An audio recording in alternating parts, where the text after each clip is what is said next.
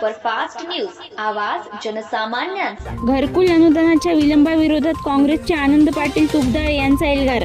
माहूर शहरातील प्रधानमंत्री आवास योजनेच्या लाभार्थ्यांचे अनेक वर्षांपासून रखडलेले अनुदान तात्काळ त्यांच्या बँक खात्यात वर्ग करण्यात यावे, अन्यथा येत्या 5 ऑगस्ट 2026 रोजी दुपारी 12 वाजल्यापासून लाभार्थ्यांसह बेमुदत आमरण उपोषण करण्यात येईल, असा इशारा काँग्रेसचे माहूर तालुकाध्यक्ष आनंद गंगाधरराव पाटील तुपदाळे यांनी मुख्याधिकारी नगरपंचायत माहूर यांना दिलेल्या निवेदनातून दिला आहे।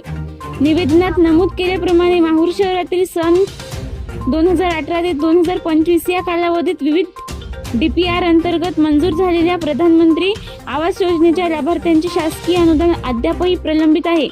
यापूर्वी या मागणीसाठी आमरण उपोषण करण्यात आले होते। त्यावेळी नगरपंचायत प्रशासनाने संबंधित विभागाकडे निधीची मागणी करून लाभार्थ्यांच्या खात्यात अनुदान वर्ग करण्याचे लेखी आश्वासन दिले होते।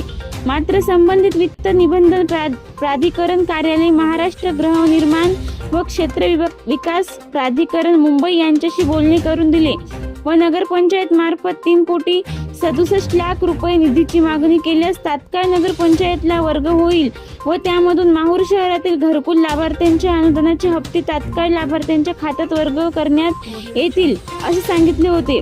अशी कार्यालयाकडून निधीची मागणी करण्यात असली तरी आजपर्यंत एकाही लाभार्थ्यांच्या खात्यात अनुदान जमा झाले नसल्याचा आरोप निवेदनात करण्यात आला आहे। त्यामुळे प्रशासनाने तातडीने कार्यवाही करून सर्व पात्र लाभार्थ्यांना त्यांचे प्रलंबित अनुदान वितरित करावे, अशी मागणी करण्यात आली आहे। अन्यथा 5 ऑगस्ट 2026 रोजी दुपारी 12 वाजल्यापासून लाभार्थ्यांसह पुन्हा बेमुदत आमरण उपोषण सुरू करण्यात येईल, असा स्पष्ट इशारा आनंद पाटील तुपदाळे यांनी दिला आहे। या निवेदनाच्या प्रति तहसीलदार तथा पोलीस निरीक्षक माहूर यांनाही माहितीस्तव देण्यात आला आहेत। महाराष्ट्र सुपरफास्ट न्यूजसाठी गणेश वाडेकर, माहूर।